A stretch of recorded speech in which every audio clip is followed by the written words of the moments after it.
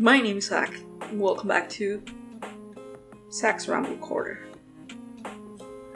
And I wanted to talk about stuff today. I still don't know what stuff I wanted to talk about, but I'm gonna improvise as the time goes on. I just watched a video by Sarah C.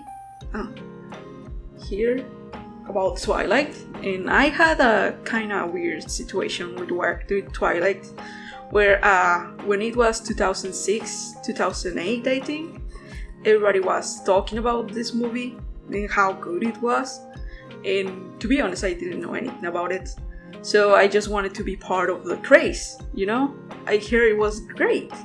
So I forced my brother and my dad to watch it with me because I thought it was vampires, cool stuff, I didn't know it was romance. So I made them watch it with me. Big surprise, it was all romance. And it wasn't very good. But, we watched it. It was a fun night. Until then I didn't like it, but I didn't want to tell my dad because that would be embarrassing, like forcing somebody to watch a movie that you didn't even like. So I just decided to leave it at that. Until the next one came out, New Moon. I think it was called New Moon, yeah. And my dad was like, oh, my son liked that movie, so I'm gonna take him to watch it. So he took me, and it was one of those weird instances where I should have probably realized I was trans, because I was like faking the whole time. I was watching the movie and I was like very discomforted with everything until werewolves. I love werewolves, just know that that's also part of the list of things that should have tipped me off that I was trans. The werewolves made me so excited. I love wolves. They're just big, huge, chunky. So what happened is that I went and I was like very confused of what to do. I saw everybody in there being like, woo, yeah, and stuff like that. And so I was discomforted. The fucking movie theater was packed. I remember that my dad and I had to sit in different seats because the movie theater was packed. And this was the time where we didn't have a big movie theater, so they outsold the seats and they just let everybody in. So there were people sitting in the floor, sitting in the stairs, just doing whatever. It was pretty weird. So I was sitting next to a family that I didn't know, and I was just there. And I was watching everybody be excited about it, being big about it. When Jacob took his shirt off, people were screaming. Then like some people were like, fuck me, daddy. And that was weird. And I was very discomforted. I was just there like, is it though? So, I had a weird story with Twilight. But now that the Twilight Renaissance is open us, and I think it's fun. The movie for sure had qualities that no other movies had. It was very heteronormative. So I think the only way to fix it is to make it gay, because that's my plan for everything. But no, to be honest, it's very fun seeing people have fun with Twilight.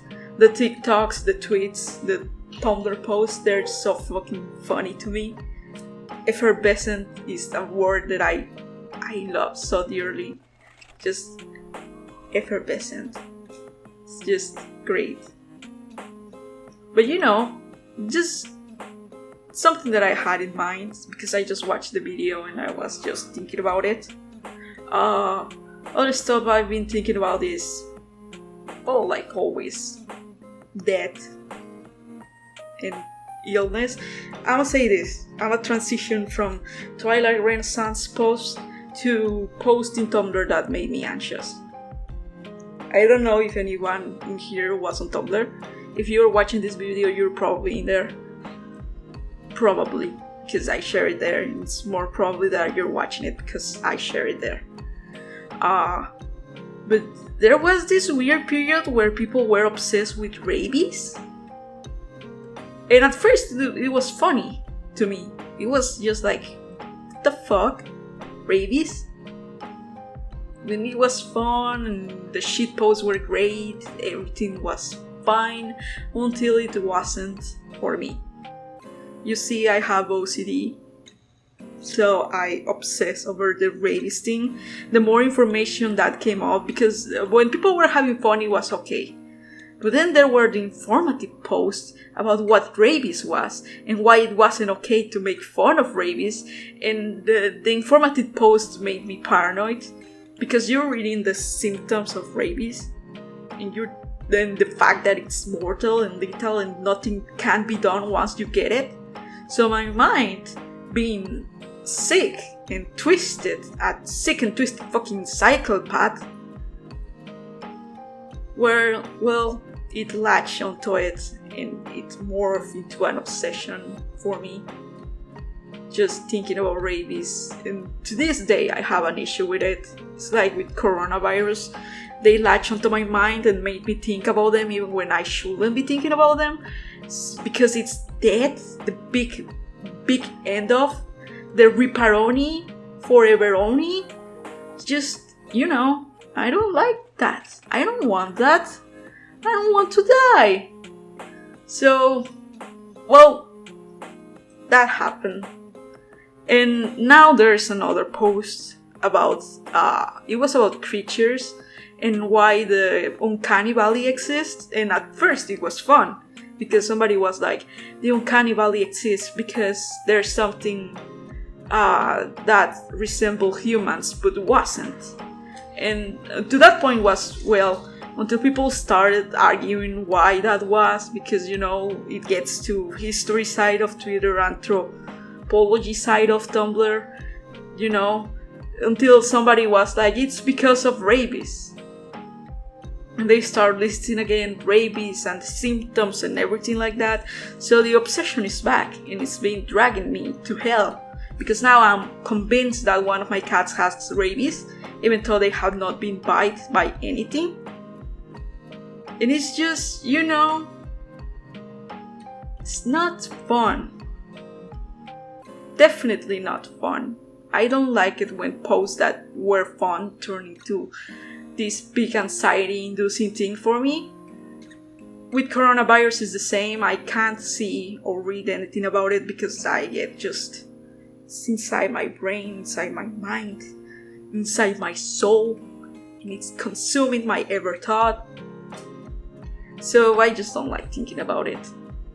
I have blocked all the words in Twitter and Tumblr. And it's the same with rabies.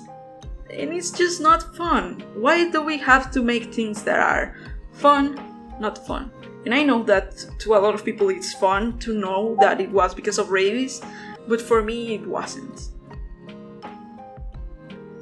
So that's something that latches into my mind. Tumblr posts usually latch into it because they're funny in a way that Twitter isn't. Like tweets, I can think about them sometimes when they're iconic. For example, you have fucked up a perfectly good monkey, look at it, it has anxiety. That one lives in my mind rent-free. Tumblr posts live forever in it, like, my child is fine, your child is was a pleasure to have in class. It's in my mind recently. There's many posts like, Randy, your sticks. It's just, they live rent-free in my mind. But that means the bad ones also live rent-free in my mind. Well, that's just, mental illness in it. That's just how my mind works. When things give me anxiety, they stay here. And when things give me fun and serotonin, they get out of my brain and never come back. And I'm like, no, give me the serotonin, I need it to live. But my brain is like, fuck you, you're getting shit. You're getting less than shit, you're getting anxiety. So, yeah, that's what I had in mind today. You know, Twilight and Tumblr post, they go hand in hand. Because they're the same person. Alright, that's everything I had to say. Goodbye.